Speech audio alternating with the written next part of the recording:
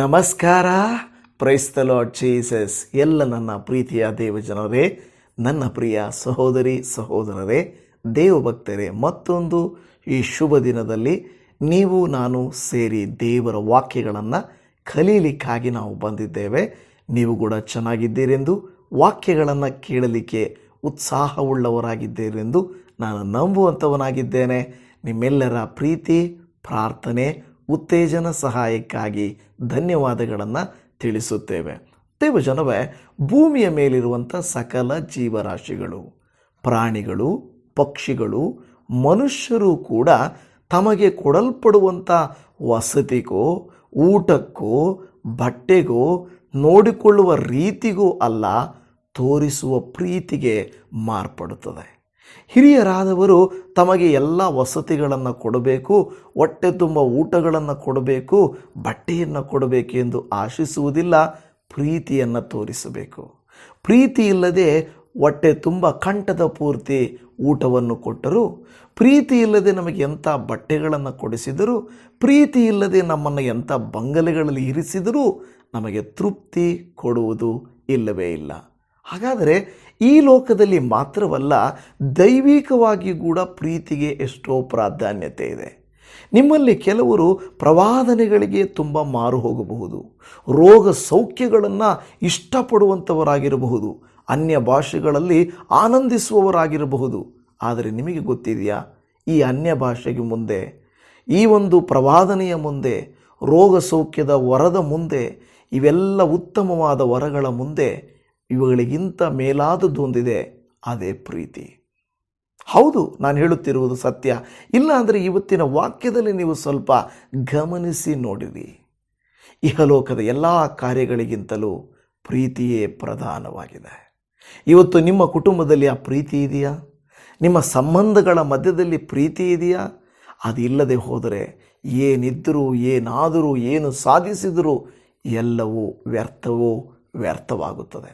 ಈ ದಿನ ಅದಕ್ಕೆ ದೇವರು ನಮ್ಮೊಟ್ಟಿಗೆ ಮಾತನಾಡುತ್ತಿರುವಂಥ ವಿಷಯ, ನೀವು ಮಾಡುವುದನ್ನೆಲ್ಲ ಪ್ರೀತಿಯಿಂದ ಮಾಡಿರಿ. ಬನ್ನಿ, ಈ ದಿನದ ಮುಖ್ಯವಾದ ದೇವರ ವಾಕ್ಯವನ್ನು ಓದಿಕೊಂಡು ಮುಂದಕ್ಕೆ ಧ್ಯಾನಿಸುವಂಥವರಾಗಿರೋಣ. ನಾವು ಮೊದಲ ಕೊರಿಂಥದವರಿಗೆ ಬರೆದ ಪತ್ರಿಕೆ 16ನೇ ಅಧ್ಯಾಯ 14ನೇ ವಚನದಲ್ಲಿ 2ನೇ ಭಾಗದಲ್ಲಿ, ನೀವು ಮಾಡುವುದನ್ನೆಲ್ಲ ಪ್ರೀತಿಯಿಂದ ಮಾಡಿರಿ. ನನ್ನ ಪ್ರಿಯ ದೇವಜನವೇ, ಇದೊಂದು ಸಣ್ಣ ಒಂದು ಪದ, 2-3 ಪದಗಳು, 4 ಪದಗಳಿಂದ ಸೇರಿದ ಒಂದು ವಾಕ್ಯವಾಗಿದೆ. ನೀವು ಮಾಡುವುದನ್ನೆಲ್ಲ ಪ್ರೀತಿಯಿಂದ ಮಾಡಿರಿ. Let all that you do be done in love ಅಂತ ಹೇಳುತ್ತದೆ. ದೇವಜನವೇ, ಮಾಡುವ ಕೆಲಸ ಬದಲಾಗಬೇಕೆಂದಿಲ್ಲ, ಮೊದಲು ಕೆಲಸ ಮಾಡುವ ಹೃದಯ ಬದಲಾಗಬೇಕು. ಕೆಲವು ಸಾರಿ ಅಂದುಕೊಳ್ಳುತ್ತಾರೆ, ಒಂದು ಹೆಣ್ಣನ್ನು ಸುಖಪಡಿಸಬೇಕಾದರೆ, ಸಂತೋಷವಾಗಿ ನೋಡಿಕೊಳ್ಳಬೇಕಾದರೆ ಒಂದು ಗೌರ್ಮೆಂಟ್ ಜಾಬ್ ಇರಬೇಕು, ಆದಾಯದ ಮೂಲ ಇರಬೇಕು, ಒಳ್ಳೆಯ ಹಿನ್ನೆಲೆ ಇರಬೇಕು, ಈ ರೀತಿಯಾಗಿ ಸಿರಿ ಸಂಪತ್ತು, ಹಣ ಕಾಸು ಇವುಗಳನ್ನು ನೋಡುತ್ತಾರೆ. ಆದರೆ ಎಷ್ಟೋ ಜನರು ಬಡವರು ಕೂಡ ಬಡತನದಲ್ಲಿ ಕೂಡ ಸಂತೋಷವುಳ್ಳವರಾಗಿರುತ್ತಾರೆ. ನಿತ್ಯ ಅವರ ಮನೆಯಲ್ಲಿ ಜಗಳ ಇರೋದಿಲ್ಲ, ಅಸಮಾಧಾನ ಇರೋದಿಲ್ಲ, ಕೋಪ ಇರೋದಿಲ್ಲ, ಅಸೂಯೆ ಇರೋದಿಲ್ಲ. ಕಾರಣ, ಅವರ ಬಳಿಯಲ್ಲಿ ಯಥೇಚ್ಛವಾದ ಲೌಕಿಕವಾದಂಥ ಆಶೀರ್ವಾದ ಇರುವುದಿಲ್ಲ. ಯಾರು ಹೇಳಿದ್ದಾರೆ ಹಣ ಇದ್ದರೆ ಸಂತೋಷ ಇರುತ್ತಂತ, ಆಸ್ತಿ ಇದ್ದರೆ ಸಂತೋಷ ಇರುತ್ತೆ ಅಂತ, ಜಾಸ್ತಿ ಓದಿದರೆ ಸಂತೋಷ ಇರುತ್ತೆ ಅಂತ, ವಿದೇಶಗಳಲ್ಲಿ ಬೇರೆ ಊರುಗಳಲ್ಲಿ ಕೆಲಸ ಮಾಡಿದರೆ ಸಂತೋಷ ಇರುತ್ತೆ ಅಂತ ಯಾರು ಹೇಳಿದರು? ಇಲ್ಲ, ಪ್ರೀತಿ ಇದ್ದರೆ ಸಂತೋಷ ಇರುತ್ತದೆ. ಕೆಲವು ಸಹೋದರರು ಹೇಳುತ್ತಾರೆ, ಅದು ಗುಡಿಸಲಾದರೂ ಪರವಾಗಿಲ್ಲ, ನನ್ನ ಗಂಡ ನನ್ನನ್ನು ಪ್ರೀತಿಸಬೇಕು, ಅದು ಗುಡಿಸಲಾದರೂ ಪರವಾಗಿಲ್ಲ, ನನ್ನ ಹೆಂಡತಿ ನನ್ನನ್ನು ಪ್ರೀತಿಸಬೇಕು, ನಾನು ಉನ್ನತಕ್ಕೂ ಹೆಚ್ಚಿನ ವಿದ್ಯಾಭ್ಯಾಸಕ್ಕೂ ಹಣಕಾಸಿಗೂ ತೊರೆಯದೇ ಹೋದರೂ ಪರವಾಗಿಲ್ಲ, ನನ್ನ ಮಕ್ಕಳು ನಮ್ಮನ್ನು ಪ್ರೀತಿಸಬೇಕು. ಇವತ್ತು ಪ್ರೀತಿ ಇಲ್ಲದ ಬಂಗಲೆ, ಪ್ರೀತಿ ಇಲ್ಲದ ಊಟ, ಪ್ರೀತಿ ಇಲ್ಲದ ಬಟ್ಟೆಗಳು, ಪ್ರೀತಿ ಇಲ್ಲದ ಆಸ್ತಿ ಐಶ್ವರ್ಯಗಳು, ವಜ್ರ ವೈಡೂರ್ಯಗಳು ಏನು ಕೆಲಸ ಬರ್ತದೆ? ಅದಿದ್ದರೂ ಕೂಡ ಏನು ಪ್ರಯೋಜನಕ್ಕೆ ಬರುವುದಿಲ್ಲ. ಪ್ರೀತಿ ಬಹಳ ಪ್ರಾಮುಖ್ಯ. ಅದಕ್ಕೆ ದೇವರ ವಾಕ್ಯ ಇವತ್ತು ನಿಮಗೂ ನನಗೆ ಹೇಳುತ್ತಾ ಇದೆ, ನನ್ನ ಮಕ್ಕಳೇ, ನೀವು ಏನೇ ಮಾಡಿದರೂ ನೀವು ಮಾಡುವುದನ್ನೆಲ್ಲ ಪ್ರೀತಿಯಿಂದ ಮಾಡಿರಿ. ಹೌದು, ನಾವು ಅಪ್ಪ ಅಮ್ಮಗೆ ಯಾವಾಗಲೂ ಉತ್ತಮ ಆಹಾರವನ್ನು ಕೊಡದೇ ಹೋದರೂ ಪರವಾಗಿಲ್ಲ, ನಾವು ಕೊಡುವ ಆಹಾರವನ್ನು ಪ್ರೀತಿಯಿಂದ ಕೊಟ್ಟರೆ ಅದು ಮೃಷ್ಟಾನ್ನ ಭೋಜನವಾಗುತ್ತದೆ. ನಮ್ಮ ಮನೆಗೆ ಬಂದವರನ್ನು ಕಂಠದ ಪೂರ್ತಿ ವಿಧವಾದ ಅಡಿಗೆಗಳನ್ನು ಮಾಡಿ ಉಣಿಸುವುದಕ್ಕಿಂತ ನಮ್ಮ ಪ್ರೀತಿ ಪ್ರಧಾನವಾಗುತ್ತದೆ. ಎಲ್ಲವನ್ನು ಕೊಟ್ಟು ಕೋಪ ಮಾಡಿಕೊಂಡು ಬೇಸರ ಮಾಡಿಕೊಂಡು ಯಾಕೆ ಇವರು ಬರ್ತಾರೋ ಅಂದುಕೊಂಡ್ರೆ ನಾವು ಎಷ್ಟು ನೋಡಿದರೆ ಏನು ಪ್ರಯೋಜನ? ಅದಕ್ಕೆ ದೇವಜನವೇ, ದೇವರ ವಾಕ್ಯ ಅನೇಕ ಕಾರ್ಯಗಳನ್ನು ಪ್ರೀತಿಯ ಬಗ್ಗೆ ಮಾತನಾಡ್ತಾ ಇದೆ. ಈ ವಿಡಿಯೋ ನೋಡುತ್ತಿರುವಂಥ ನಿಮ್ಮಲ್ಲಿ ಯಾರದೋ ಪ್ರೀತಿಗಾಗಿ ನೀವು ಆತುರಿಯುತ್ತಾ ಇದ್ದೀರಲ್ವ? ಮಕ್ಕಳಿಂದ ಪ್ರೀತಿಸಲ್ಪಡುವುದಕ್ಕಾಗಿ, ಹೆಂಡತಿಯಿಂದ ಪ್ರೀತಿಸಲ್ಪಡುವುದಕ್ಕಾಗಿ, ತಾಯಿಯಿಂದ ಪ್ರೀತಿಸಲ್ಪಡುವುದಕ್ಕಾಗಿ, ಗಂಡನಿಂದ ಪ್ರೀತಿಸಲ್ಪಡುವುದಕ್ಕಾಗಿ ನಿಮ್ಮನ್ನು ಅವರು ಪ್ರೀತಿ ಮಾಡಬೇಕಂತ ಕಾಯ್ತೀರಾ, ಎದುರು ನೋಡ್ತೀರಾ. ಆದರೆ ಆ ಪ್ರೀತಿ ಮಾತ್ರ ಸಿಗೋದಿಲ್ಲ. ಕೆಲವರು ನಮ್ಮ ಬಳಿಯಲ್ಲಿ ಬರುವುದು ವಸ್ತುಗಳಿಗಾಗಿ, ಹಣಕ್ಕಾಗಿ, ಆಸ್ತಿಗಾಗಿ, ಅವರ ಲಾಭಕ್ಕಾಗಿ ಬರುತ್ತಾರೆ ಹೊರತು ನಿಜವಾದ ಪ್ರೀತಿಯಿಂದ ನಮ್ಮ ಬಳಿಯಲ್ಲಿ ಬರೋದಿಲ್ಲ. ನಾವು ಕೂಡ ಇವತ್ತು ಮಾರ್ಪಡುತ್ತಾರೆ, ನಾಳೆ ಮಾರ್ಪಡುತ್ತಾರೆ, ಖಂಡಿತ ನನ್ನನ್ನು ಪ್ರೀತಿ ಮಾಡ್ತಾರೆ ಅಂತ ಕಾಯ್ತಲೇ ಇರುತ್ತೇವೆ. ಅನೇಕ ಸಂದರ್ಭಗಳಲ್ಲಿ ಆ ಪ್ರೀತಿ ಅವರಲ್ಲಿ ಕಾಣಿಸುವುದಿಲ್ಲ, ಸ್ವಾರ್ಥ ಕಾಣಿಸುತ್ತದೆ. ಆದರೆ ಅವರಲ್ಲಿ ಸ್ವಾರ್ಥ ಕಾಣಿಸಿ ಅನೇಕರಲ್ಲಿ ಈ ರೀತಿ ಕೋಪ, ದ್ವೇಷ, ವಿರೋಧ, ಅಗತ್ಯಗಳಿಗೆ ಮಾತ್ರ ನಮ್ಮನ್ನು ಅವರು ಆಶ್ರಯಿಸಿದರೂ ಕೂಡ ನಾವು ಏನು ಮಾಡುತ್ತೇವೋ ಅದನ್ನು ಪ್ರೀತಿಯಿಂದಲೇ ಮಾಡೋಣ. ಅವರು ಹಿಂತಿರುಗಿಸಿ ನಮಗೆ ಮಾಡದೇ ಹೋದರೂ ಕೂಡ ನಾವು ಅವರಿಗೆ ಪ್ರೀತಿಯನ್ನು ತೋರಿಸಲೇಬೇಕು. ಅವರಿಗೆ ಗೊತ್ತಿಲ್ಲ, ಅವರು ಅರಿತಿಲ್ಲ, ಅವರು ಆಲಿಸಿಲ್ಲ. ಆದರೆ ನಾವು ದೇವರ ವಾಕ್ಯದಿಂದ ಆಲಿಸಿದ್ದೀವಲ್ವ, ನಾವು ಅವರನ್ನು ಪ್ರೀತಿಸೋಣ ಎಂದು ದೇವರ ವಾಕ್ಯ ಹೇಳುತ್ತಾ ಇದೆ. ದೇವಜನವೇ, ನೀವು ಯೋಹಾನನ ಬರೆದ ಪತ್ರಿಕೆಯಲ್ಲಿ 13ನೇ ಅಧ್ಯಾಯದ 34-35ನೇ ವಾಕ್ಯ ನೋಡುವಾಗ ಏಸಪ್ಪ ಈ ರೀತಿಯಾಗಿ ಹೇಳಿಕೊಡುತ್ತಾರೆ, ನಾನು ನಿಮಗೆ ಒಂದು ಹೊಸ ಆಜ್ಞೆಯನ್ನು ಕೊಡುತ್ತೇನೆ. ಏನೆಂದರೆ, ನೀವು ಒಬ್ಬರನ್ನೊಬ್ಬರು ಪ್ರೀತಿಸಬೇಕು. ನಾನು ನಿಮ್ಮನ್ನು ಪ್ರೀತಿಸಿದ ಮೇರೆಗೆ ನೀವೂ ಸಹ ಒಬ್ಬರನ್ನೊಬ್ಬರು ಪ್ರೀತಿಸಬೇಕು ಎಂಬುದೇ. ದೇವರ ವಾಕ್ಯ ಹೇಳುತ್ತಾ ಇದೆ, ಏಸಪ್ಪ ಹೇಳ್ತಾ ಇದ್ದಾರೆ, ನಾನು ನಿಮಗೆ ಕೇಳಿಕೊಳ್ತಾ ಇಲ್ಲ, ನಾನು ನಿಮಗೆ ಸಲಹೆ ಕೊಡ್ತಾ ಇಲ್ಲ, ನಾನು ನಿಮಗೇನೋ ಕೌನ್ಸಿಲಿಂಗ್ ಮಾಡ್ತಾ ಇಲ್ಲ, ನಿಮಗೆ ಆಜ್ಞೆ ಕೊಡ್ತಾ ಇದ್ದೀನಿ. ನೋಡಿದ್ರೆ ಯೇಸುವಿನ ಒಂದು ಆಜ್ಞೆ ಏನಪ್ಪ ಅಂದರೆ, ಹಣ ಅಲ್ಲ, ಆಸ್ತಿ ಐಶ್ವರ್ಯ ಅಲ್ಲ, ನೀವು ಪ್ರೀತಿಸಬೇಕೆಂಬ ಆಜ್ಞೆಯನ್ನು ಕೊಡ್ತಾ ಇದ್ದೇನೆ. ಇಲ್ಲಿ ಮಾತ್ರ ಅಲ್ಲ, ಕೆಲವು ವಾಕ್ಯಗಳು, ಮುಂದಿನ ವಾಕ್ಯಗಳನ್ನೆಲ್ಲ ನೀವು ಗಮನಿಸಿ ನೋಡ್ರಿ ದೇವಜನವೇ. ನಾವು ಯಾವಾಗಲೂ ಇನ್ನೊಬ್ಬರ ಕಡೆಯಿಂದ ಪ್ರೀತಿಯನ್ನು ಎದುರು ನೋಡುತ್ತೇವೆ. ಅವರೇ ನನ್ನನ್ನು ಪ್ರೀತಿಸಬೇಕು, ಅವರೇ ನನ್ನನ್ನು ಪ್ರೀತಿಸಬೇಕು, ಅವರೇ ನನ್ನನ್ನು ಪ್ರೀತಿಸಬೇಕು. ದೇವರು ಹೇಳ್ತಾರೆ, ನೀನು ಪ್ರೀತಿ ಮಾಡು. ಯಾಕೆ ಗೊತ್ತಾ? ನಾನು ನಿನ್ನನ್ನು ಪ್ರೀತಿ ಮಾಡಿದ್ದೀನಿ ಆಲ್ರೆಡಿ. ಪ್ರೀತಿ ಎಂದರೇನು? ಈ ಪ್ರೀತಿ ಮೋಹದ ಪ್ರೀತಿ ಅಲ್ಲ, ಶರೀರದ ಮೇಲಿನ ಪ್ರೀತಿ ಅಲ್ಲ, ನೋಟದಿಂದ ಬರುವಂಥ ಪ್ರೀತಿ ಅಲ್ಲ, ಶರೀರಾಶೆ, ನೇತ್ರಾಶೆ, ಬದುಕು ಬಾಳಿನ ಡಂಬದಿಂದ ಬರುವ ಪ್ರೀತಿ ಅಲ್ಲ, ಬದಲಾಗಿ ದೈವ ಪ್ರೀತಿ. ಒಂದು ಸಹೋದರ ಒಬ್ಬ ಸಹೋದರನನ್ನು, ಸಹೋದರಿಯರ ಮಧ್ಯದಲ್ಲಿ, ತಂದೆ ತಾಯಿ ಮಕ್ಕಳ ಮಧ್ಯದಲ್ಲಿ ಇರುವಂಥ ಒಂದು ಯಥಾರ್ಥವಾದ ಪ್ರೀತಿ ಇರಬೇಕು. ಸ್ನೇಹಿತರ ಮಧ್ಯೆ ಇರುವ ಪ್ರೀತಿ, ತಂದೆ ತಾಯಿ ಮಕ್ಕಳ ಮಧ್ಯೆ ಇರುವಂಥ ಪ್ರೀತಿ, ಬಂಧುಗಳ ಮಧ್ಯದಲ್ಲಿರುವಂಥ ಪ್ರೀತಿ, ಇದು ಅಗಾಪೆ ಪ್ರೀತಿ ಅಂತ ಪ್ರೀತಿಯಾಗಿರಬೇಕು. ಯೇಸು ಸ್ವಾಮಿ ಹೇಳ್ತಾ ಇದ್ದಾರೆ, ನಾನು ನಿಮಗೆ ಒಂದು ಆಜ್ಞೆಯನ್ನು ಕೊಡುತ್ತಾ ಇದ್ದೇನೆ. ಯೇಸು ಸ್ವಾಮಿ ನೋಡೋದು ಯಾಕೆ ಆ ರೀತಿ ಹೇಳ್ತಾ ಇದ್ದಾರೆ? ಯಾಕೆಂದರೆ ಅಲ್ಲಿ ಹೇಳುತ್ತಿರುವಂಥ ಮಾತು, ನಾನು ನಿಮ್ಮನ್ನು ಪ್ರೀತಿಸಿದ ಮೇರೆಗೆ ನೀವು ಪ್ರೀತಿ ಮಾಡಬೇಕು. ಸಹೋದರಿ, ನೀವು ನಿಜವಾಗಿಯೂ ಪ್ರೀತಿಸುವುದು ಯಥಾರ್ಥತೆಯಿಂದಲ್ಲ. ಸಹೋದರ, ನಿಮ್ಮ ಪ್ರೀತಿ ನಿಜಾನ, ಆರ್ಟಿಫಿಷಿಯಲ್ಲ. ಬಟ್ಟೆ ಕೊಂಡಾಗ ಸ್ವಲ್ಪ ದಿನ ಚೆನ್ನಾಗಿ ಹೊಳೆಯುತ್ತಿರುತ್ತದೆ, ವಸ್ತು ಕೊಂಡಾಗ ಚೆನ್ನಾಗಿ ಬಾಳಿಕೆ ಬರುತ್ತಿರುತ್ತದೆ, ಕೆಲವು ದಿನಗಳ ನಂತರ ಬಣ್ಣ ಬದಲಾಗಿ ಬಿಡುತ್ತದೆ. ನಮ್ಮ ಪ್ರೀತಿ ಕೂಡ ಹಾಗೇನಾ? ಮದುವೆಯಾದ ಹೊಸದರಲ್ಲಿ, ಸಂಬಳ ಬಂದದ ಹೊಸದರಲ್ಲಿ, ಯಾವುದೋ ಮಾರಿದ್ದ ಮೇಲೆ ಬಂದ ಹಣದ ಸಂದರ್ಭದಲ್ಲಿ, ಇಲ್ಲ ವ್ಯಕ್ತಿಗಳು ನಮ್ಮ ಮನೆಗೆ ಬಂದಾಗ ಅವರ ಮುಂದೆ ನಟಿಸುವ ಪ್ರೀತಿ, ಈ ಪ್ರೀತಿ ಮಾತ್ರ ಇದೆಯಾ? ಇಲ್ಲ ನಿಜವಾದ ಪ್ರೀತಿ ಇದೆಯಾ? ಯೇಸು ಸ್ವಾಮಿ ಹೇಳ್ತಾ ಇದ್ದಾರೆ, ನಾನು ನಿಮಗೆ ಹೊಸ ಆಜ್ಞೆಯನ್ನು ಕೊಡ್ತಾ ಇದ್ದೇನೆ. ನಂತರ ಅದರ 35ನೇ ವಾಕ್ಯದಲ್ಲಿ ಹೇಳುತ್ತಾ ಇದ್ದೆ, ನಿಮ್ಮೊಳಗೆ ಒಬ್ಬರ ಮೇಲೊಬ್ಬರಿಗೆ ಪ್ರೀತಿ ಇದ್ದರೆ ಎಲ್ಲರೂ ನಿಮ್ಮನ್ನು ನನ್ನ ಶಿಷ್ಯರೆಂದು ತಿಳಿದುಕೊಳ್ಳುವರು.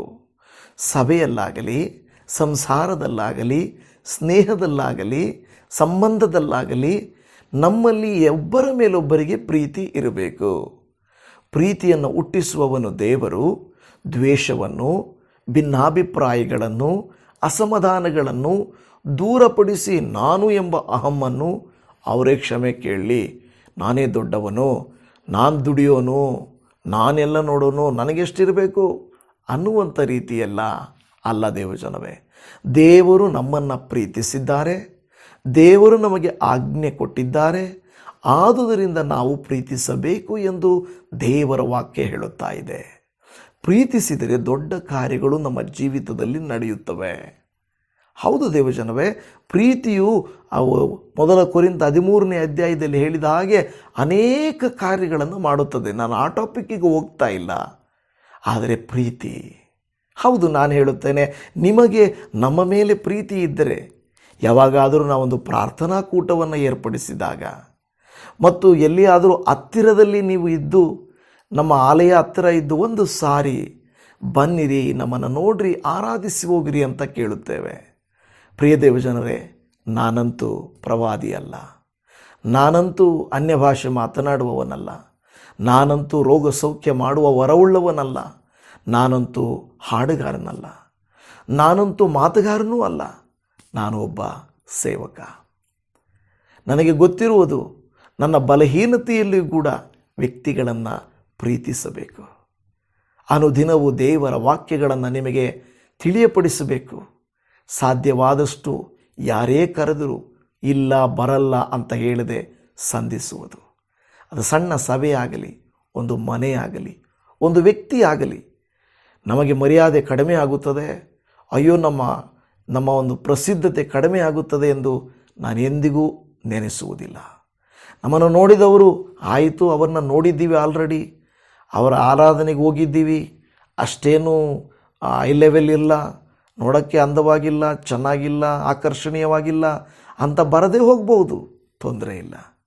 ನಾನು ದೇವರ ಸೇವಕ, ನಾನು ನಿಮ್ಮನ್ನು ಪ್ರೀತಿಸ್ತೇನೆ. ಒಂದು ತಾಯಿ, ಒಂದು ಸಹೋದರಿ, ಒಂದು ಸಹೋದರನ ರೀತಿ, ಒಬ್ಬ ಸ್ನೇಹಿತನ ರೀತಿ ನಾನು ನಿಮ್ಮನ್ನು ಪ್ರೀತಿ ಮಾಡ್ತೇನೆ. ಇದನ್ನು ನಾನು ಹೃದಯದ ಅಂತರಾಳದಿಂದ ಹೇಳುತ್ತೇನೆ. ಲಾಭಕ್ಕಾಗಿಯೋ, ಹೆಸರಿಗಾಗಿಯೋ, ಕೊಚ್ಚಿಕೊಳ್ಳುವುದಕ್ಕಾಗಿಯೋ, ಪ್ರಸಿದ್ಧತೆಗಾಗಿಯೋ, ಓ ನೋಡಪ್ಪ ಅವರು ಎಷ್ಟು ದೊಡ್ಡ ಸೇವಕರು ಅಲ್ಲ. ನಾನು ನಿಮ್ಮಲ್ಲಿ ಒಬ್ಬನು ಎಂದು ನಾನು ನೆನೆಸ್ತೇನೆ. ಇದೇ ಕಾರಣದ ನಿಮಿತ್ತವಾಗಿ ದೇವರು ನನ್ನನ್ನು ನಿಮ್ಮ ಮನಸ್ಸುಗಳಿಗೆ, ನಿಮ್ಮ ಮನೆಗಳಿಗೆ ಕರ್ಕೊಂಡು ಬಂದಿರೋದು. ಬೇರೆ ಯಾವ ತಲಾಂತೂ ನನ್ನಲ್ಲಿ ಇಲ್ಲ ದೇವಜನವೇ. ನನ್ನಲ್ಲಿ ಏನೂ ತಲಾಂತೂ ಇಲ್ಲ. ಹಾಗಾದರೆ ನೀವು ಕೂಡ ನಿಮ್ಮ ಮನೆಯಲ್ಲಿ ಹೀಗೆ ಪ್ರೀತಿ ಮಾಡ್ತೀರಾ? ನಮ್ಮಲ್ಲಿ ಯಾವ ತಲಾಂತ ಇಲ್ಲದೆ ಹೋದರೂ, ಏನು ಸಾಧನೆ ಇಲ್ಲದೆ ಹೋದರೂ ಕೂಡ ಪ್ರೀತಿಯೇ ನನ್ನಲ್ಲಿರುವ ಅಸ್ತ್ರ, ಪ್ರೀತಿಯೇ ನನಗಿರುವಂಥ ಒಂದು ಅಭ್ಯಾಸ, ನನ್ನ ತಲಾಂತು ಎಂದು ನೀವು ನೆನೆಸ್ತೀರಾ? ದುಡಿಮೆ ಇಲ್ಲ ಅಂದರೂ, ಆದಾಯ ಇಲ್ಲ ಅಂದರೂ, ಒಂದು ವೇಳೆ ಜಾಬ್ಸ್ ಇಲ್ಲ ಅಂದರೂ, ಕೆಲವು ಸಾರಿ ನಾವು ಏನೂ ಮಾಡೋಕ್ಕಾಗಲ್ಲ ಅಂದರೂ, ನಮ್ಮಲ್ಲಿ ಪ್ರೀತಿ ಇದ್ದರೆ ಆ ಪ್ರೀತಿ ನಮ್ಮನ್ನು ಕಾಪಾಡುತ್ತದೆ. ಆ ಪ್ರೀತಿ ನಮ್ಮ ಕುಟುಂಬವನ್ನು ಒಂದುಗೂಡಿಸುತ್ತದೆ. ಆ ಪ್ರೀತಿ ನಮ್ಮನ್ನು ನಡೆಸುತ್ತದೆ. ಇವತ್ತು ದೇವರ ಮಕ್ಕಳೇ, ನೀವು ನಾನು ಯೇಸುವಿನ ಆಜ್ಞೆಯನ್ನು ಅಂಗೀಕರಿಸಿಕೊಂಡು, ಅಪ್ಪ ನೀನು ಆಜ್ಞಾಪಿಸಿದಂತೆ ನಾನು ನನ್ನ ಮನೆಯವರನ್ನು, ನನಗೆ ಸಾಧ್ಯವಾದಷ್ಟು ಸುತ್ತಲಿರುವಂಥ ಎಲ್ಲರನ್ನ ಪ್ರೀತಿ ಮಾಡಲಿಕ್ಕೆ ನಾನು ಪ್ರಯತ್ನಿಸ್ತೇನೆ ಅಂತ ಮಾತ್ರ ಹೇಳ್ತೀರಾ, ಹೇಳಲ್ವಾ? ಇಲ್ಲ ನಾನು ಯಾಕೆ ಮಾಡಬೇಕು ಅಂತ ಇದ್ದೀರಾ? ಏಸಪ್ಪ ನಮ್ಮನ್ನು ಪ್ರೀತಿಸಿದ್ದಾರೆ ಮತ್ತು ನಾವು ಕೂಡ ಅನೇಕರನ್ನು ಪ್ರೀತಿ ಮಾಡಬೇಕು. ಯೇಸು ಸ್ವಾಮಿ ಅನೇಕರೇನು ಹೇಳ್ತಾ ಇದ್ರು ಗೊತ್ತಾ? ಜಕ್ಕಾಯನನ್ನು ಅವನು ಹಣದಾಸೆ ಉಳ್ಳವನು, ಅವನು ಅನ್ಯನು, ಅವನನ್ನು ಪ್ರೀತಿ ಮಾಡಬಾರ್ದು, ಮಾತಾಡಬಾರ್ದು, ಅವರ ಮನೆಗೆ ಹೋಗಬಾರ್ದು ಅಂತ ಅವನನ್ನು ದೂರ ಇಟ್ಟುಬಿಟ್ಟಿದ್ದರು. ಆದರೆ ಸಮಾಜವು, ಜನರು, ಅನೇಕರು ಆತನನ್ನು ದೂಷಿಸಿದಾಗಲೂ ಕೂಡ ಯೇಸು ಸ್ವಾಮಿ ಅಲ್ಲಿ ಬಂದು, ಜಕ್ಕಾಯನೇ, ಥಟ್ಟನೆ ಇಳಿದು ಬಾ, ನಾನು ನಿನ್ನ ಮನೆಗೆ ಬರಬೇಕೆಂದಿದ್ದೇನೆ ಎಂದು ಹೇಳಿದರು. ಆಲೋಚನೆ ಮಾಡಿ, ಯೇಸು ಸ್ವಾಮಿ ಸುಂಕದವನು, ಅವನು ಪಾಪಿ ಎಂದು ಕರೆಸಲ್ಪಡುವಂಥ ಆತನನ್ನು ಪ್ರೀತಿ ಮಾಡಿದನು. ಇವತ್ತು ನಾವು ಯೇಸುವಿನ ಪ್ರೀತಿಗೆ ಯಾವ ಅರ್ಹತೆ ಇಲ್ಲದವರು ದೇವಜನವೇ. ನಮಗೆ ಯಾವ ಅರ್ಹತೆ, ನಾನು ಹೇಳ್ತೇನೆ ನನಗಿಲ್ಲ, ನಿಮಗಿರ್ಬೋದೇನೋ. ನನಗೆ ನಿಜವಾಗಿ ಯೇಸುವಿನ ಪ್ರೀತಿಯನ್ನು ಹೊಂದಲಿಕ್ಕೆ ಯಾವ ಅರ್ಹತೆಯೂ ಇರಲಿಲ್ಲ. ಆದರೆ ಯೇಸು ಸ್ವಾಮಿ ತನ್ನ ಪ್ರೀತಿಯಿಂದ ನನ್ನನ್ನು ಪ್ರೀತಿಸಿದ್ದಾನೆ.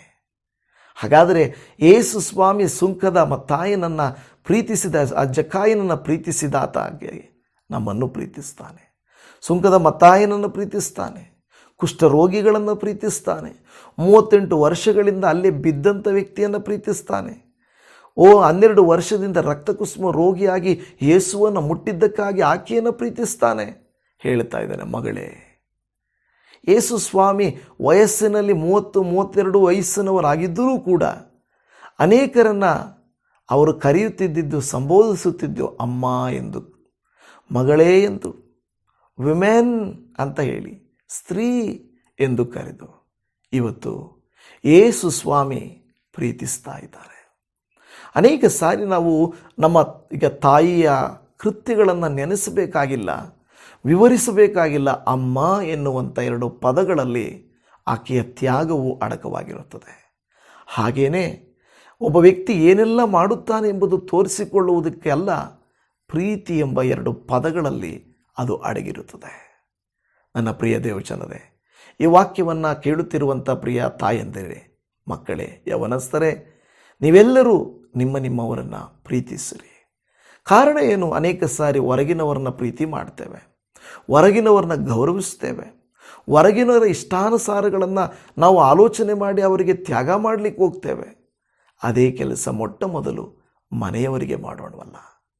ಹೌದು, ಅನೇಕ ಸಾರಿ ಮೊಬೈಲ್ಗಳಲ್ಲಿ ನೋಡಿ ಅಳುವಂಥವರು ಮನೆಯಲ್ಲಿರುವಂಥ ಹಿರಿಯರನ್ನು ನೋಡಿ ಯಾಕೆ ಅಳುವುದಿಲ್ಲ? ಅವರನ್ನು ದ್ವೇಷಿಸಿ ಹೊರಗಿನವರನ್ನು ಪ್ರೀತಿಸುವುದು ಉಚಿತವೋ? ಅದು ಒಳ್ಳೆಯದಲ್ಲ. ದೇವರು ಹೇಳ್ತಾನೆ, ನೀವು ಏನು ಮಾಡಬೇಕು? ಈಗ ನೀವು ಒಬ್ಬರ ಮೇಲೊಬ್ಬರು ಪ್ರೀತಿ ಇಟ್ಟಿದ್ದರೆ ಎಲ್ಲರೂ ಹೇಳ್ತಾರೆ, ಇವರು ಯೇಸುವಿನ ಶಿಷ್ಯರಪ್ಪ. ಇವತ್ತು ನಿಮ್ಮನ್ನು, ನನ್ನನ್ನು ನೋಡಿ ಯಾರಾದರೂ ಇವರು ನಿಜವಾಗಿ ಯೇಸುವಿನ ಮಕ್ಕಳು, ಯೇಸುವಿನ ಶಿಷ್ಯರು ಅಂತ ಹೇಳಬೇಕು. ಯಾರು ಬೇಕಾದರೂ ಯೇಸುವನ್ನು ನಂಬ್ತಾರೆ. ಆದರೆ ಶಿಷ್ಯರು ಯಾರು ಗೊತ್ತಾ? ಆತನಿಗಾಗಿ ಜೀವಿಸುವಂಥವರು. ನನ್ನ ಪ್ರಿಯ ದೇವಜನರೇ, ನೀವು ನಾನು ಒಂದು ಆಲೋಚನೆ ಮಾಡಿಕೊಳ್ಳೋಣ, ಆತನ ಮಾತಿನಂತೆ ನಡೆದುಕೊಳ್ಳೋಣ. ಮೊದಲ ಪೇತ್ರನ ಪತ್ರಿಕೆ 4ನೇ ಅಧ್ಯಾಯ 8ನೇ ವಚನ, ಮೊಟ್ಟ ಮೊದಲು ನಮ್ಮೊಳಗೆ ಯಥಾರ್ಥವಾದ ಪ್ರೀತಿ ಇರಲಿ, ಪ್ರೀತಿಯು ಬಹುಪಾಪಗಳನ್ನು ಮುಚ್ಚುತ್ತದೆ. ಪ್ರೀತಿ ಇದ್ದರೆ ಗಂಡನ ಏನೇ ತಪ್ಪು ಮಾಡಲಿ, ಹೆಂಡತಿ ಏನೇ ತಪ್ಪು ಮಾಡಲಿ, ಮಕ್ಕಳೇನೇ ತಪ್ಪು ಮಾಡಲಿ, ಅವುಗಳನ್ನು ತಿದ್ದುವುದಕ್ಕೆ ಪ್ರೀತಿಯಿಂದ ತಿದ್ದುತ್ತಾರೆ, ಪ್ರೀತಿಯಿಂದ ಕ್ಷಮಿಸ್ತಾರೆ, ಪ್ರೀತಿಯಿಂದ ಪೋಷಿಸ್ತಾರೆ, ಪ್ರೀತಿಯಿಂದ ಕಟ್ಟಿಕೊಳ್ಳುತ್ತಾರೆ. ಕೋಪದಿಂದ, ದ್ವೇಷದಿಂದ, ವಿರೋಧದಿಂದ ಯಾವುದನ್ನು ಸರಿಪಡಿಸಲಿಕ್ಕೆ ಸಾಧ್ಯವಿಲ್ಲ. ಪ್ರೀತಿಯು ಗಾಯಗಳನ್ನು ವಾಸಿ ಮಾಡುವಂತೆ ಕಠಿಣ ಹೃದಯಗಳನ್ನು ಮೃದುಗೊಳಿಸುತ್ತದೆ. ನೀರಿಗೆ ಕಲ್ಲನ್ನು ಕೂಡ ಕರಗಿಸುವ ಶಕ್ತಿ ಇದ್ದರೆ ಪ್ರೀತಿಗೂ ಕಠಿಣ ಹೃದಯಗಳನ್ನು ಕರಗಿಸುವ ಶಕ್ತಿ ಇದೆ. ಅನೇಕ ಕುಡುಕರು, ಕೆಟ್ಟವರು, ಅವಿಧೇಯರು, ಪಾಪಿಗಳಾಗಿರುವಂಥವರು ನಮಗೆ ನೋವನ್ನು ಕೊಡುತ್ತಿದ್ದರೆ ಒಂದಲ್ಲ ಒಂದು ದಿವಸ ನಿಮ್ಮ ಪ್ರೀತಿಯನ್ನು ಅವರು ಅರ್ಥ ಮಾಡಿಕೊಳ್ಳುತ್ತಾರೆ.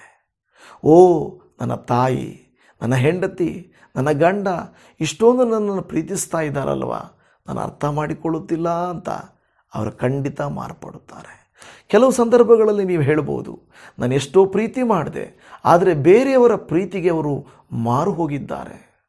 ಕೆಲವು ಸಾರಿ ಬೇರೆಯವರ ಪ್ರೀತಿ ಚೆನ್ನಾಗಿ ಅನಿಸುತ್ತೆ, ಮನೆಯವರ ಪ್ರೀತಿ ಚೆನ್ನಾಗಿ ಅನಿಸೋದಿಲ್ಲ. ಆದರೆ ದೇವಜನವೇ, ಹಾಗೆಯೇ ದೇವರ ಪ್ರೀತಿಯ ಮುಂದೆ ಸೈತಾನನ ಪ್ರೀತಿಗೆ ಮಾರು ಹೋಗುವಂಥವರೂ ಇದ್ದಾರೆ. ಸೈತಾನನು ತಳುಕು ಬಳುಕನ್ನು ತೋರಿಸ್ತಾನೆ, ಅಂದಚಂದಗಳನ್ನು ತೋರಿಸ್ತಾನೆ, ಅಲ್ಪಾವಧಿಯಾದಂಥ ಆಶೀರ್ವಾದಗಳನ್ನು ಹೆಚ್ಚಾಗಿ ಮಹಿಮಕರವಾಗಿ ತೋರಿಸುತ್ತಾನೆ. ಆಗ ಮನುಷ್ಯರು ಅಲ್ಲಿ ಏನೂ ಇಲ್ಲ, ಅಲ್ಲಿ ಬಹಳ ನಿಧಾನ, ಅದು ಬೇಡ ಇದು ಬೇಕು ನನಗೆ, ಯಾಕೆಂದರೆ ಇದು ಬೇಗನೆ ಆಶೀರ್ವಾದ ಸಿಗ್ತಾ ಇದೆ ಅಂತ ಅಂದುಕೊಳ್ಳುತ್ತಾರೆ. ನನ್ನ ಪ್ರಿಯ ದೇವಜನವೇ, ಸ್ವಲ್ಪ ಕಾಲಕ್ಕೆ ಮಿಂಚಿ ಒಳೆದು ಹೋಗುವುದಲ್ಲ ಬೇಕಾಗಿರುವುದು, ಸದಾ ಕಾಲ ಇರುವ ಪ್ರೀತಿ ನಮಗೆ ಬೇಕು.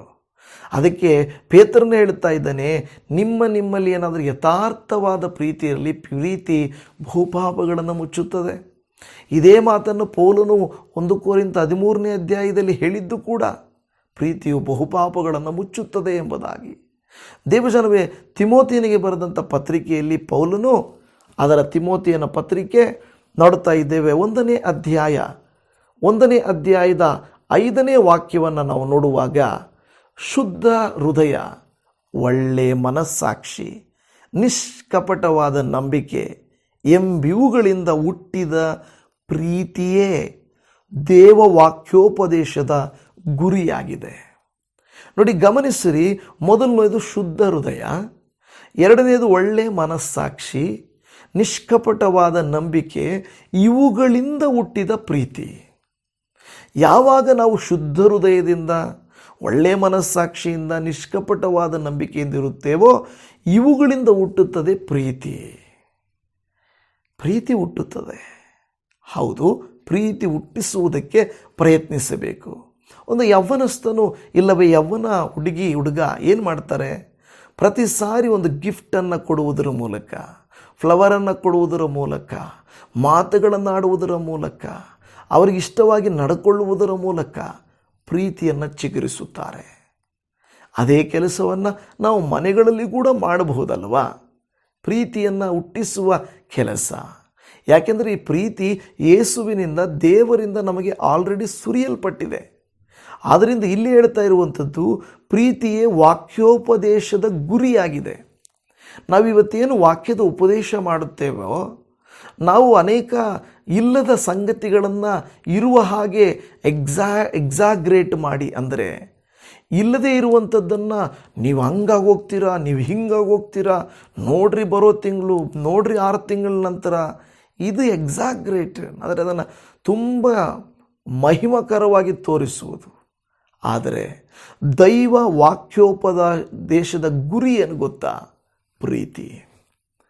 ಪ್ರೀತಿ ಮಾಡ್ರಿ, ದೇವರ ಪ್ರೀತಿಯನ್ನು ಅರ್ಥ ಮಾಡಿಕೊಳ್ಳ್ರಿ. ಇದು ವಾಕ್ಯೋಪದೇಶದ ಗುರಿ. ಅನೇಕ ಜನರನ್ನು ನೋಡ್ತಾ ಇದ್ದೀನಿ ಮಧ್ಯಕಾಲದಲ್ಲಿ, ಆಗಲಿ ಫೇಮಸ್ ಆಗಲಿ, ನಾವೇ ಸರಿ ಇದ್ದೀವಿ, ಅವ್ರಿಗೆ ಅಭಿಷೇಕ ಇಲ್ಲ, ಹೋಲಿ ಸ್ಪಿರಿಟ್ ಇಲ್ಲ, ಏನಾದರೂ ಹೇಳ್ಕೊಳ್ಳಿ. ಆದರೆ ನಮ್ಮ ವಾಕ್ಯೋಪದೇಶದ ಗುರಿ ಏನಪ್ಪ ಅಂದರೆ, ಆತ್ಮಗಳನ್ನು ಗೆಲ್ಲುವುದು. ಹೇಗೆ? ಪ್ರೀತಿಯಿಂದ ಅವರನ್ನು ಗೆಲ್ಲುವುದು, ಭಯಪಡಿಸಿ ಅಲ್ಲ, ಮತ್ತು ಅವರನ್ನು ಆಕರ್ಷಿಸಿ ಅಲ್ಲ. ನಾಳೆ ಅವರಿಗೆ ಆಶೀರ್ವಾದ ಸಿಕ್ಕದೆ ಹೋದರೆ, ಅದ್ಭುತ ನಡೆಯದೇ ಹೋದರೆ ಯೇಸುವಿನ ಬಳಿಗೆ ಅವರು ಬರೋದಿಲ್ಲ. ನಾವು ಯಥಾರ್ಥವಾಗಿ ಅವರಿಗೆ ಹೇಳಬೇಕು, ಪ್ರೀತಿಯಿಂದ ದೇವರು ಹೇಗೆ ಪ್ರೀತಿಸಿದನು ಎಂಬುದನ್ನು ತಿಳಿಯಪಡಿಸಬೇಕಾಗಿದೆ. ಕರ್ತನ ನಾಮಕ್ಕೆ ಸ್ತೋತ್ರ. ಮೊದಲ ಯೋಹಾನನ ಪತ್ರಿಕೆಯಲ್ಲಿ 4:8 ಪ್ರೀತಿ ಇಲ್ಲದವನು ದೇವರನ್ನು ಬಲ್ಲವನಲ್ಲ, ಯಾಕೆಂದರೆ ದೇವರು ಪ್ರೀತಿ ಸ್ವರೂಪಿಯು. ನೋಡಿ, ಒಂದು ವಿಷಯ ಹೇಳ್ತಾ ಇದೆ, ಪ್ರೀತಿ ಇಲ್ಲದವನು ದೇವರನ್ನು ಬಲ್ಲವನಲ್ಲ. ಅಲ್ಲಿ ಎಷ್ಟೊಂದು ಅರ್ಥ ಮಾಡಿಕೊಳ್ಳಬೇಕು ದೇವರನ್ನೆಂದರೆ, ಪ್ರೀತಿಯೇ ಪ್ರಧಾನ ಎಂಬುದು ತಿಳಿದುಕೊಳ್ಳಬೇಕಾಗಿದೆ. ಆ ಲವ್ ಅನ್ನುವಂಥದ್ದು, ಪ್ರೀತಿ ಅನ್ನೋದು 4 ಅಕ್ಷರಗಳು. ಕೇವಲ 1 4 3 ಹೇಳಿದ ತಕ್ಷಣ ರೀತಿಯಲ್ಲ, ಹೃದಯದ ಚಿಹ್ನೆಯನ್ನು ಬಿಡಿಸಿ ಬಾಣವನ್ನು ಚುಚ್ಚುವಂತಲ್ಲ. ಈ ಪ್ರೀತಿ ಎಂಬುದು ಆಳವಾಗಿ, ಪ್ರತಿನಿತ್ಯ ಯಥಾರ್ಥವಾಗಿ ಕೊಡುವಂಥದ್ದು, ತೋರಿಸುವಂಥದ್ದು ಆಗಿದೆ ಈ ಪ್ರೀತಿ. ಇಲ್ಲಿ ಈ ವಾಕ್ಯ ಹೇಳ್ತಾ ಇರುವಂಥದ್ದು, ಪ್ರೀತಿ ಇಲ್ಲದವನು ದೇವರನ್ನು ಬಲ್ಲವನಲ್ಲ ಅಂತ ಹೇಳ್ತಾ ಇದೆ. ವಾಕ್ಯದಲ್ಲಿ ಮೊದಲ ಕೊರಿಂಥದಲ್ಲಿ ಪೌಲನು ಬರೆಯುತ್ತಾ 12ನೇ ಅಧ್ಯಾಯದ ಅದರ 30-31 ನೋಡಿದರೆ, ರೋಗ ವಾಸಿ ಮಾಡುವ ವರಗಳು ಎಲ್ಲರಿಗೂ ಉಂಟೋ? ಎಲ್ಲರೂ ವಾಣಿಗಳನ್ನಾಡುವರೋ? ವಾಣಿಗಳ ಅರ್ಥವನ್ನು ಹೇಳುವುದಕ್ಕೆ ಎಲ್ಲರಿಗೂ ಶಕ್ತಿ ಉಂಟೋ? ಇವುಗಳಲ್ಲಿ ಶ್ರೇಷ್ಠ ವರಗಳನ್ನು ಆಸಕ್ತಿಯಿಂದ ಅಪೇಕ್ಷಿಸಿರಿ. ಇನ್ನೂ ಉತ್ಕೃಷ್ಟವಾದ ಮಾರ್ಗವನ್ನು ನಿಮಗೆ ತೋರಿಸುತ್ತೇನೆ. ನಾನು ಮನುಷ್ಯರ ಭಾಷೆಗಳನ್ನೂ ದೇವದೂತರ ಭಾಷೆಗಳನ್ನೂ ಆಡುವವನಾದರೂ ಪ್ರೀತಿ ಇಲ್ಲದವನಾಗಿದ್ದರೆ ನಾದ ಕೊಡುವ ಕಂಚು ಗಣಗಣಿಸುವ ತಾಳವೂ ಆಗಿದ್ದೇನೆ. ಯಾವುದಕ್ಕೆ ಹೋಲಿಸುತ್ತಾ ಇದ್ದಾನೆ ಪೌಲನು? ನಾದ ಕೊಡುವ ಕಂಚು. ಒಳಗಡೆ ಓಪನ್ ಇದ್ರೇ ಟಂಗ್ ಅಂತದೆ. ಗಣಗಣಿಸುವ ತಾಳ ಕೂಡ, ನಾವು ತಾಳ ನೋಡ್ತೀವಲ್ವ, ಒಳಗಡೆ ಓಪನ್ ಇದ್ರೇ ಆ ಶಬ್ದ ಬರುತ್ತೆ. ಅಂದರೆ ಒಳಗಡೆ ಖಾಲಿ ಖಾಲಿ, ಸೌಂಡ್ ಮಾತ್ರ ಜಾಸ್ತಿ ಜಾಸ್ತಿ. ಆ ರೀತಿ ಹೇಳ್ತಾನೆ ಪೌಲ್ನು. ಕೆಲವು ಸಾರಿ ತುಂಬ ಶಬ್ದ ಬರುತ್ತೆ, ಆದರೆ ಅಲ್ಲಿ ಏನೂ ಇರಲ್ಲ ಮ್ಯಾಟ್ರು. ಅದಕ್ಕೆ ಇಲ್ಲಿ ಹೇಳ್ತಾ ಇದ್ದೇನೆ, ನಾನು ಮನುಷ್ಯರ ಭಾಷೆಗಳನ್ನು ದೇವದೂತರ ಭಾಷೆಗಳನ್ನೂ ಆಡುವವನಾದರೂ. ಅನೇಕರು ಅನ್ಯ ಭಾಷೆ ಮಾತನಾಡುವವರು, ಪ್ರವಾದನೆ ಹೇಳುವವರು ಹೇಳ್ತಾರೆ, ನಾವು ಇನ್ನೊಬ್ಬರನ್ನ ದೂಷಣೆ ಮಾಡೋದರಲ್ಲಿ ಫಸ್ಟ್ ಇರ್ತಾರೆ ಅವರು. ಯಾಕೆ ಅಂತ ನನಗೆ ಗೊತ್ತಿಲ್ಲ. ಅವರು ಏನು ಸೇವೆ, ಬಿಡಪ್ಪ ನಮ್ಮದು ಸೇವೆ ಅಂತಾರೆ. ಇನ್ನೊಬ್ಬರನ್ನ ದೂಷಿಸುವುದಲ್ಲ, ನಾವು ಅವ್ರನ್ನ ದೂಷಿಸ್ತಾ ಇಲ್ಲ. ಪ್ರೀತಿಯೇ ಪ್ರಧಾನ. ಯಾಕೆಂದರೆ ಪ್ರೀತಿ ಇರಬೇಕು, ಎಲ್ಲರನ್ನ ಪ್ರೀತಿಸಬೇಕು ಅಂತ ದೇವರು ವಾಕ್ಯ ಹೇಳುತ್ತಾ ಇದೆ. ಯೋಹಾನ 15:17 ನೀವು ಒಬ್ಬರನ್ನೊಬ್ಬರು ಪ್ರೀತಿಸಬೇಕೆಂತಲೇ ಇವುಗಳನ್ನು ನಿಮಗೆ ಆಜ್ಞಾಪಿಸುತ್ತೇನೆ. ಯೇಸು ಸ್ವಾಮಿ ಹೇಳ್ತಾ ಇದ್ದಾರೆ, ನಾನು ಆಜ್ಞಾಪಿಸುತ್ತೇನೆ ನಿಮಗೆ. ಬರೀ ಹೇಳುವುದಲ್ಲ, ಬಾಯಲ್ಲಿ ಕಮ್ಯಾಂಡ್ ಅಂತ ಹೇಳ್ತಾ ಇದ್ದಾನೆ. ಪ್ರೀತಿ ಅನ್ನೋದು ದೇವರ ಹತ್ರ, ಯೇಸುವಿನ ಹತ್ರ ಆಪ್ಷನ್ ಅಲ್ಲ, ಅದು ಮಸ್ಟ್. ಕುಟುಂಬಗಳಲ್ಲಿ, ಸಭೆಗಳಲ್ಲಿ, ಸೇವೆಗಳಲ್ಲಿ, ಕೆಲಸಗಳಲ್ಲಿ, ಜೀವಿತಗಳಲ್ಲಿ ಪ್ರೀತಿ ಎಂಬುದು ಆಯ್ಕೆ ಅಲ್ಲ, ಒಂದು ಆಪ್ಷನ್ ಅಲ್ಲ, ಅದು ಮಸ್ಟ್. ಅವರು ನಮ್ಮನ್ನು ದ್ವೇಷಿಸಿದರೂ ನಾವು ಪ್ರೀತಿಸಲೇಬೇಕು. ನಾವು ಅವರನ್ನು ಪ್ರೀತಿಸಲೇಬೇಕು ಅಂತ ದೇವರು ವಾಕ್ಯ ಹೇಳುತ್ತಾ ಇದೆ. ರೋಮ 13:8 ಒಬ್ಬರನ್ನೊಬ್ಬರು ಪ್ರೀತಿಸಬೇಕೆಂಬ ಋಣವೇ ಹೊರತು ಬೇರೆ ಯಾವ ಸಾಲವೂ ನಿಮಗೆ ಇರಬಾರದು. ಮತ್ತೊಬ್ಬರನ್ನು ಪ್ರೀತಿಸುವವನು ಧರ್ಮ ಪ್ರಮಾಣವನ್ನೆಲ್ಲ ನೆರವೇರಿಸಿದ್ದಾನೆ. ಮತ್ತೊಬ್ಬರನ್ನು ಪ್ರೀತಿಸುವವನು ಧರ್ಮ ಪ್ರಮಾಣವನ್ನೆಲ್ಲ ನೆರವೇರಿಸಿದ್ದಾನೆ. ಯೇಸು ಸ್ವಾಮಿ ಆ ಒಂದು ವ್ಯಭಿಚಾರದಲ್ಲಿ ಸಿಕ್ಕಿಬಿದ್ದಂಥ ಸ್ತ್ರೀಯನ್ನು ನೋಡಿ ಕನಿಕರಿಸ್ತಾನೆ. ಆದರೆ ಅದನ್ನು ತೋರ್ಪಡಿಸುವುದಿಲ್ಲ.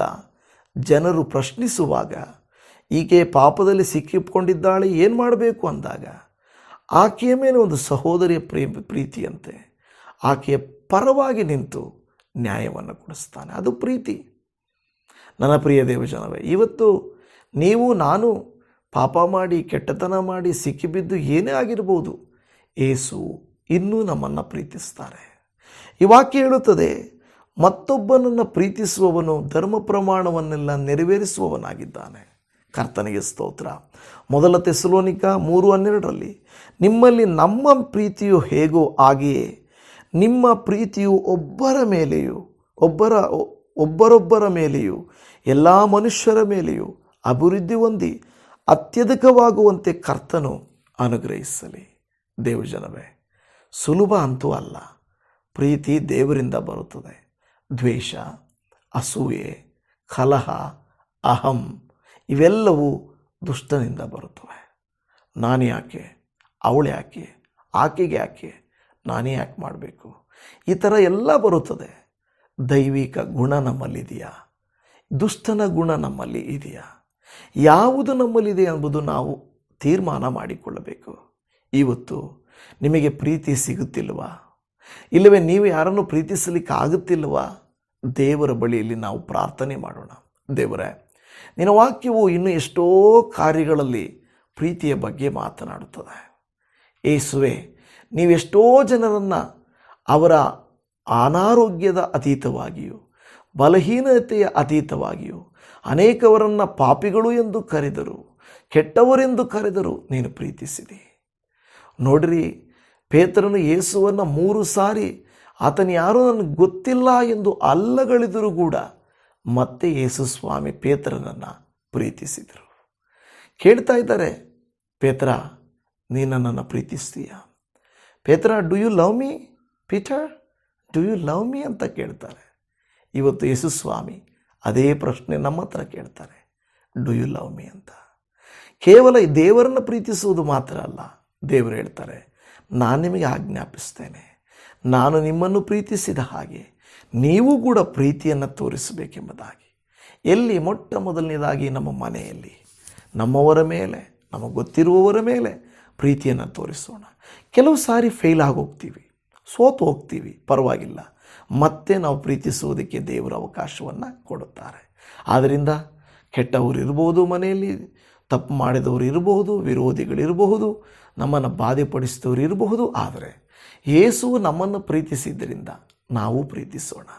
ಕಣ್ಣುಗಳನ್ನು ಮುಚ್ಚಿ, ನಮಗೆ ಪ್ರೀತಿ ಸಿಗದೇ ಇದ್ದರೆ, ಅಪ್ಪ ನನಗೆ ಪ್ರೀತಿ ಸಿಗಬೇಕಪ್ಪ, ನನ್ನ ಮನೆಯವರು, ನನ್ನ ಮಕ್ಕಳು, ನನ್ನ ಸಭೆಯವರು, ನಮಗೆ ಬೇಕಾದವರು ಯಥಾರ್ಥವಾದ ದೈವಿಕ ಪ್ರೀತಿಯಿಂದ ನಮ್ಮನ್ನು ಪ್ರೀತಿಸಬೇಕಪ್ಪ. ದ್ವೇಷಿಸಬಾರದು, ಕೋಪಿಸಬಾರದು, ಅಪ್ಪ ನಮ್ಮನ್ನು ಬೇರ್ಪಡಿಸಬಾರದು. ಬದಲಾಗಿ ಸಹೋದರನಂತೆ, ಸಹೋದರಿಯಂತೆ, ಸಂಬಂಧದಂತೆ ಕರ್ತನೆ ನಮ್ಮನ್ನು ಪ್ರೀತಿಸಬೇಕು. ಕರ್ತನೆ, ನನಗೂ ಪ್ರೀತಿಸುವುದಕ್ಕೆ ಸಹಾಯ ಮಾಡಿಕೊಡೋಪ್ಪ ಎಂದು ಪ್ರಾರ್ಥನೆ ಮಾಡಿರಿ. ಓ ದೇವ, ಪ್ರೀತಿಗೆ ಕರ್ತನೆ ಚಿಹ್ನೆಯಾಗಿರುವ, ಪ್ರೀತಿ ಸ್ವರೂಪನಾಗಿರುವ ಏಸಪ್ಪ, ನಿಮ್ಮ ಪರಿಶುದ್ಧವಾದ ನಾಮದಲ್ಲಿ ನಮ್ಮೆಲ್ಲರನ್ನ ಒಪ್ಪಿಸಿಕೊಟ್ಟು ಬೇಡುತ್ತೇವೆ. ಬೇಡುವ ಪ್ರತಿ ಭಕ್ತರಿಗೆ ಈ ದಿನ ನೀವು ಪ್ರೀತಿ ಸಿಗುವಂತೆ ಮಾಡಿರಿ. ಅವರು ಮಾಡುವ ಪ್ರತಿ ಕೆಲಸಗಳಲ್ಲಿ, ಕ್ರಿಯೆಗಳಲ್ಲಿ, ಕುಟುಂಬಗಳಲ್ಲಿ, ಜೀವಿತಗಳಲ್ಲಿ ಪ್ರೀತಿಯನ್ನು ಹೊಂದಿಕೊಳ್ಳುವಂತೆ ಸಹಾಯ ಮಾಡಿರಿ. ಪ್ರೀತಿಯು ಎಲ್ಲವನ್ನು ಬದಲಾಯಿಸುತ್ತದೆ. ಪ್ರೀತಿ ಎಲ್ಲ ಪಾಪಗಳನ್ನು ಮುಚ್ಚುತ್ತದೆ.